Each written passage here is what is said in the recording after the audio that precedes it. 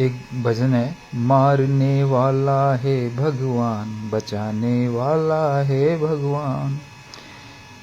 अब ये मारने और बचाने वाला भगवान कौन है, इसकी व्याख्या सुनिए आगे। साहिब बता रहे हैं, साहिब बंदगी सतनाम।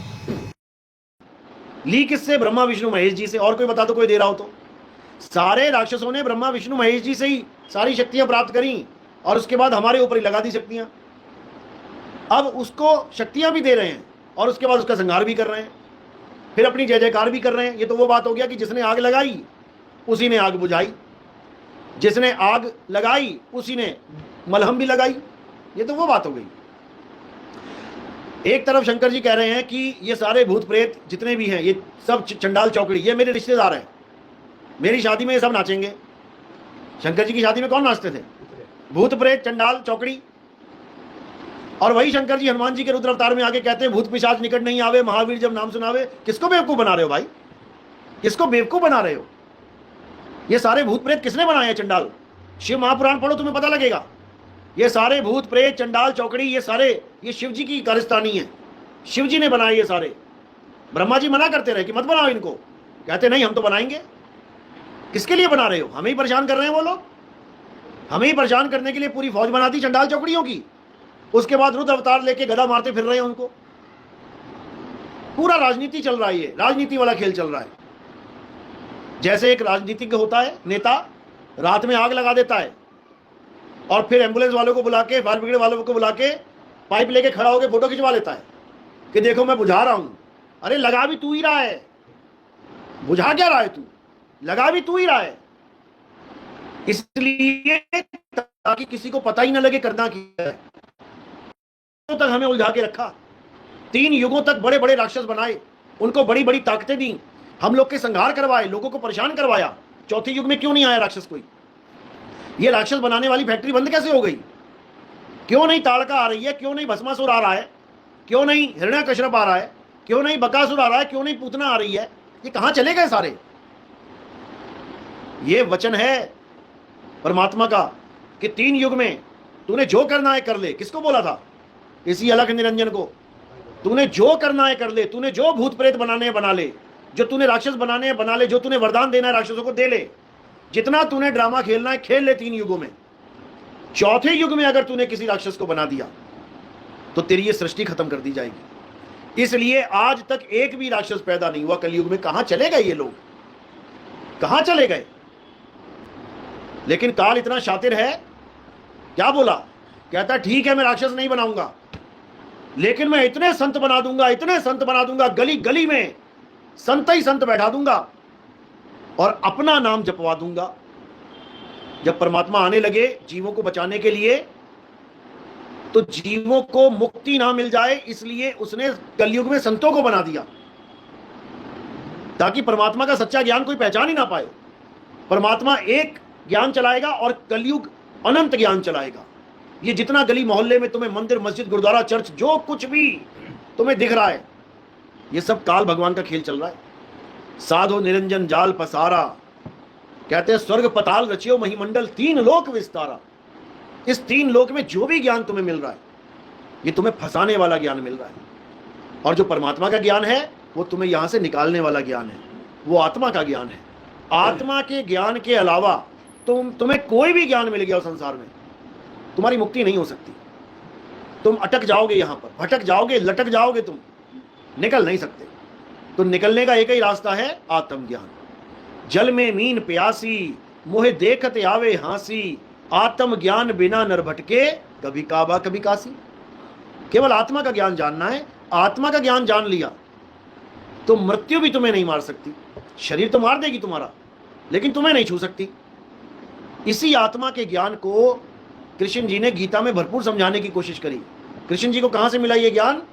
जब इनका विष्णु जी का अवतार था सतयुग में, तब परमात्मा इनके पास भी आए, इनको भी समझाने की कोशिश करी कि ब्रह्मा विष्णु महेश तीनों सुन लो मेरी बात। जिस दुनिया में तुम आ गए हो, तुम्हें नहीं पता ये किसने बनाई है। जिस दुनिया में तुम पैदा हो गए हो तीनों, तुम्हें नहीं पता कि यही काल निरंजन है। ये तुम्हारे द्वारा इस सृष्टि को चलाएगा। ब्रह्मा जी तुमसे ये दुनिया के बच्चे पैदा करवाएगा, विष्णु जी तुमसे ये पालन करवाएगा, और शंकर जी तुमसे ये संहार करवाएगा, तुम तीनों को काम पे लगा देगा। ये बहुत समझाया परमात्मा ने, लेकिन तीनों के समझ में नहीं आया। तीनों को नहीं पता लगा कि आखिर ये हो क्या रहा है। और परमात्मा को छोड़ के तीनों ने अलख निरंजन को अपना परमात्मा स्वीकार कर लिया। अब लग गए तीनों काम पे। ब्रह्मा जी का काम है पैदा करना। ये जितने हॉस्पिटलों में बच्चे पैदा हो रहे हैं, ये जितने गलियों में घरों में मक्खी मच्छर कुत्ता बिल्ली हाथी घोड़ा, ये जितने जंगलों में शेर चीते हिरण भालू पैदा हो रहे हैं, कौन पैदा कर रहा है? ये ब्रह्मा जी का काम है। जितने भी पालना हो रही है, जितना भी ये खाना पीना चल रहा है, कौन पालन कर रहा है? विष्णु जी की ड्यूटी लगा दी गई है। ये जितना भी संहार हो रहा है, चाहे कहीं भी हो रहा हो, ये कौन कर रहा है? ये शंकर जी की ड्यूटी लगा दी गई है। यानी तीनों को यहां पर काम में लगा दिया गया है। और तीनों में से एक की भी हिम्मत नहीं है कि काम छोड़ दे।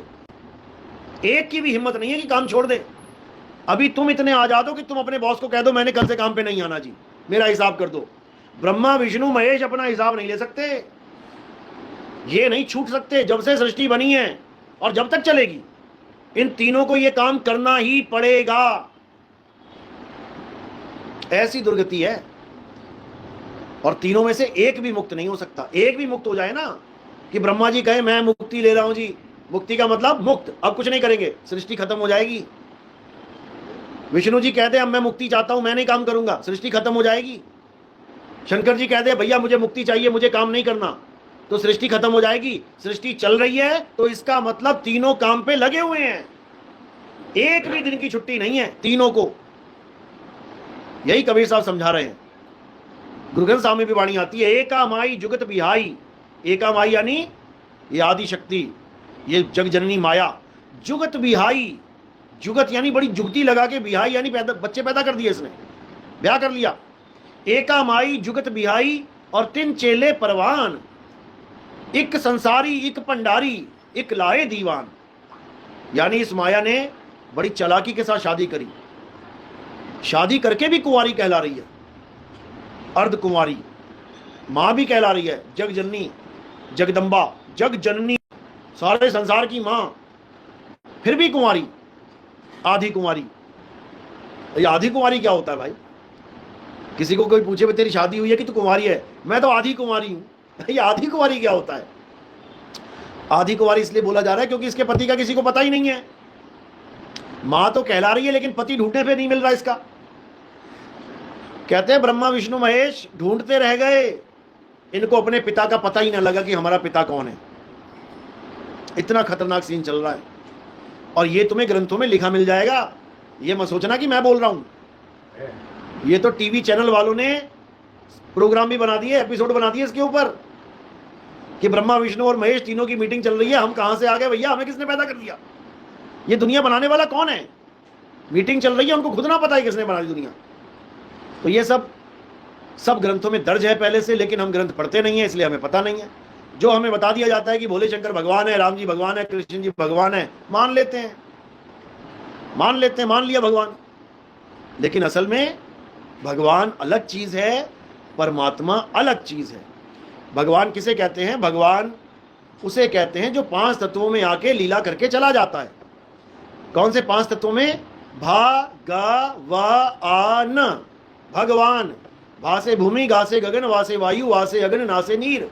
भा गा वा आ न, इन 5 तत्वों में आके जो अवतार धारण करते हैं वो भगवान।